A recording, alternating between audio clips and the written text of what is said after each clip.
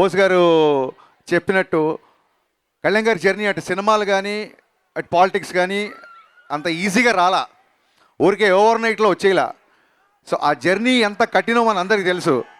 So దానికి సంబంధించిన line, నా ఫేవరెట్ లైన్ ఏంటంటే, మెత్తని మట్టిలో మొలిచిన మొలకవు కాదోయ్ నువ్వు, బండరాళ్లను బద్దలు కొట్టిన మొండి మొక్కవు నువ్వు.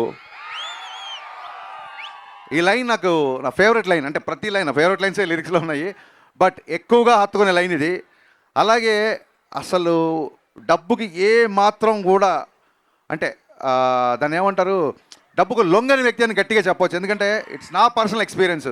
గబ్బర్ సింగ్ తర్వాత మా కాంబినేషన్లో చాలామంది సినిమాలు, కొంతమంది కార్పొరేట్ వాళ్ళు వచ్చి యాడ్స్ ట్రై చేద్దామంటే, కళ్యాణ్ గారికి 2012లోనే, ఆ రోజుల్లోనే ఆల్మోస్ట్, అప్పటికి పాన్ ఇండియా అనే టర్మే లేదు, కానీ ఆల్మోస్ట్ షారుఖ్ ఖాన్ యాడ్స్కి తీసుకున్నంత రెమ్యునరేషన్ ఆఫర్ చేశారు కళ్యాణ్ గారికి.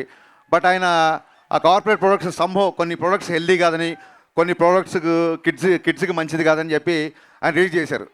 ఆ యాడ్ నన్ను తీయమన్నారు. నా కళ్ళ ముందు ఆయన కొన్ని కోట్ల రివైజ్ చేసే యాడ్స్ని రిజెక్ట్ చేశారు. ఇంకోళ్ళు చేయడం, ఈయనకి చేయకపోవడం అని కంపారిజన్ కాదు, ఎవరి ధోరణి వాళ్ళది. బట్ ఆయన వ్యక్తిత్వాన్ని ప్రస్ఫుటించేలాగా, అందుకే ఎక్కడన్నా తనకి నెగటివ్ ఉన్నా, ఎక్కడన్నా తనకి ప్రతిబంధక ఉన్నా చొచ్చుకెళ్ళే తత్వం అయింది. అందుకే ఆ లైన్ వచ్చింది, ఏటి